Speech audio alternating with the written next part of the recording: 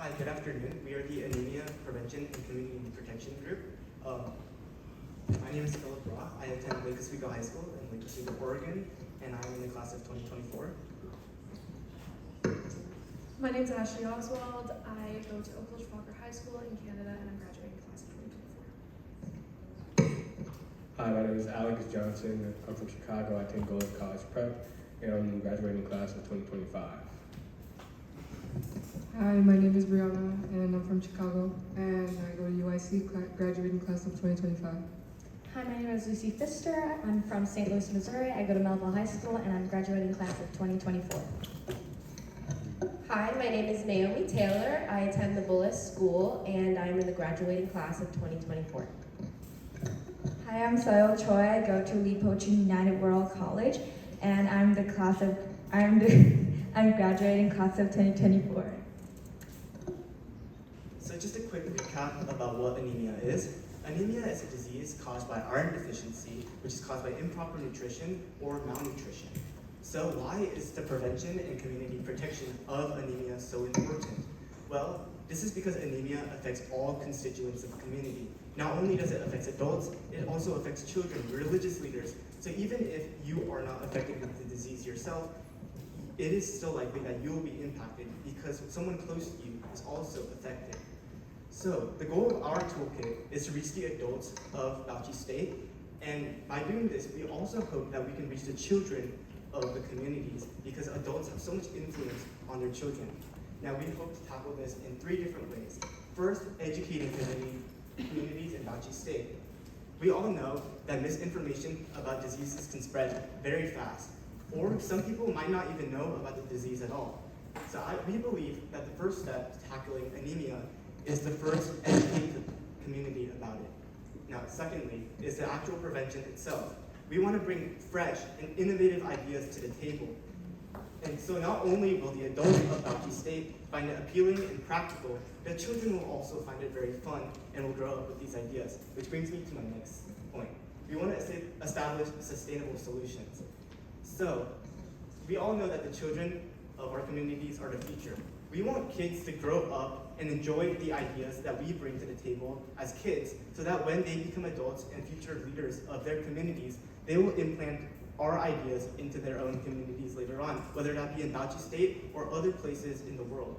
So we hope to tackle anemia in Bauchi State in these ways. To start off is our personal prevention strategies. So it's very important for people to consume foods that have high nutrients such as iron, vitamin B12, vitamin A, vitamin C, and folate. And some examples that have a lot of iron is red meat, leafy greens, fruits, beans, and seafood. And also an important note is that phytate, which is an ingredient that is in like cereals, whole grain, nuts. These inhibit the absorption of iron in our body, so can have like adverse effects. So if you're consuming those, it is important to like soak them, boil them before you consume it. And on the other hand, some other ingredients, if you cook them for so long, the iron in that or the nutrients in that can like get away and it could decrease the iron content. So it would be suggested to like have some alternations in your diet, such as eating these ingredients raw or cutting down on the cooking time. So we know that anemia is most likely caused by malnutrition. So this means an individual isn't receiving enough nutritious vitamins, minerals, and proteins for the food that they're consuming, or they're not consuming enough food in general.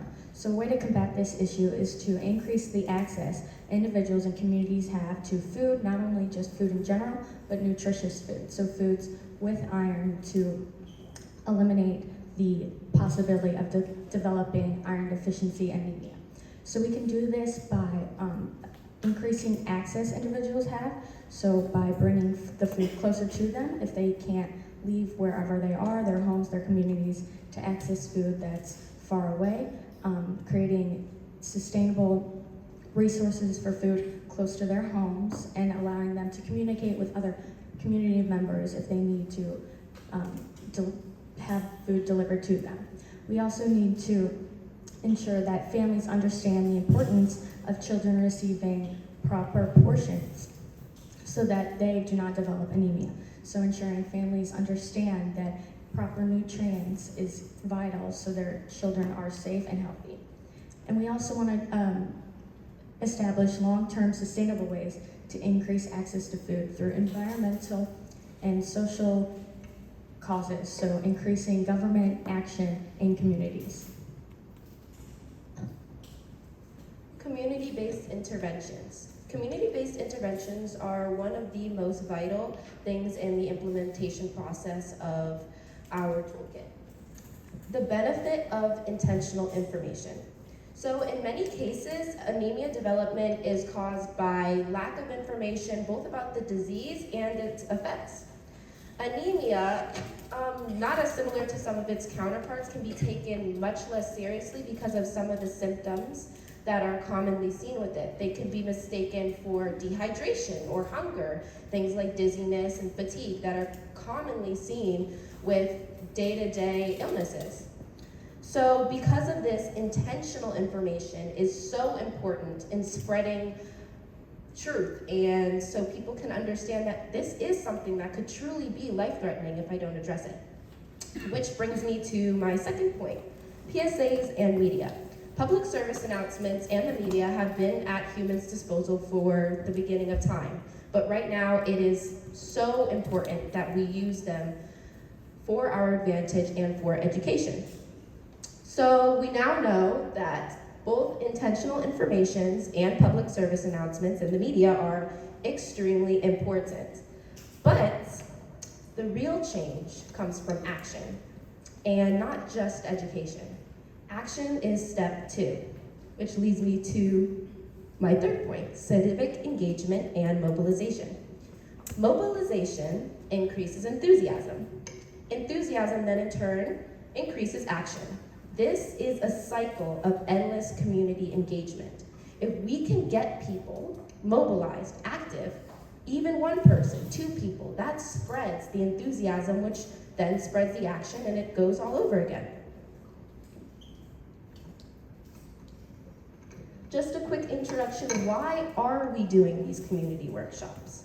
So our community workshops are structured to be simplistic and sustainable, and we are really trying to bring something new and fresh, like Philip said, to but the Nigerian communities. So our workshops that we'll be presenting to prevent and protect the community from anemia will be a community garden that will have foods rich in iron and a nutritional cooking event to teach the mothers how to cook foods rich in iron for their families. Our target audience that we chose were parents. We chose parents so that we could target their children through them so that we could hopefully reduce the amount of children affected by this disease. So our first activity is going to be a community garden. I know everybody's already touched on sustainability, but that is really the reason that we are doing a community garden, so that everybody can have food today, tomorrow, and hopefully for many years to come with good maintenance. This also comes with our choice of plants that we are planting in the garden, which is going to be spinach and tomatoes, which are all cut and come back. So they will all come back throughout the years and should be lasting for many years. So tomatoes are also very rich in vitamin C. So that's basically the nutrient that helps other nutrients absorb. So then there's going to be the iron-rich spinach as well. So that's basically going to be the one that aids the anemia, because anemia is from iron deficiency. So how is this going to work? Everybody in the community is going to gather around a facilitator. The facilitator is going to teach everybody how to plant the seeds in the ground for optimal growth. Once that happens, everybody is going to be divided into different subsections, given seeds, and going to plant these seeds in assigned areas so that the tomatoes are on one side, spinach is on another. Because plants need to be separated by a couple inches to feet, we're going to have already pre-made points that people will actually put the seeds in. After that, everybody will plant their seeds, and then the activity will be done. So This is also going to be another point, which is distribution. So how are these plants going to be given out? The plants are going to be the vegetables are going to be divided 20 to 80 ratio. So the 20% will go to people who are going to be maintenance workers. So people who will water the garden, take care of it, make sure everything's up to par. So these people will get a little bit more food. That's going to be the form of payment and compensation so that they are inclined to help. Then the other 80% is going to be for the high-risk anemia community members, who will be pregnant women, children, and their families, so that everybody gets the nutrients and food that they need. For our second workshop, we'll be working with some nutritional cooking. With this workshop, we'll implement both a facilitator and a community elder that will help work with the workshop, which will help provide crucial information that with a well-balanced diet, you can prevent anemia. It's the first defense against anemia, which helps create defense against anemia. With a well-balanced diet, you can ensure the body receives all the vitamins and minerals that it needs to help the blood flow properly and prevent the disease. With this workshop, we'll also be having a lecture at the end while they're preparing the food for everyone about the importance of prevention and, as Ashley mentioned, the use of the community garden with the cooking skills. So we'll basically help teach them the recipes to include more minerals and nutrients, specifically iron, into their diet so that they can prevent anemia.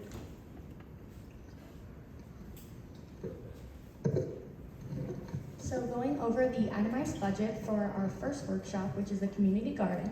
First, we're going to need a fourth plot of land, which is 2,500 square feet. That's going to cost us $155 US. And then we are going to need seeds for our garden. So we're going to have spinach seeds. We're going to need roughly 6,875 of those, going off of the amount of land we have, and you need a couple of seeds per plant you're hoping to germinate, because not all seeds germinate. And then we're hoping to have 2,000 tomato seeds. So that's going to come out to be around $183.26 US. For our itemized budget for our second session, which is a nutritional cooking, it will be mostly the ingredients that will be used in making the vegetable soup rama, and the others would be the tools that will be used by the facilitator and the leader there. So this will cost $44.83. And the leftover $116.91 would be used in donating the Save the Children at Nigeria. And this is a complete list of our sources. On behalf of my entire team, we would like to extend our deepest gratitude towards the doctors for helping us learn and to grow over the past week. So thank you very much.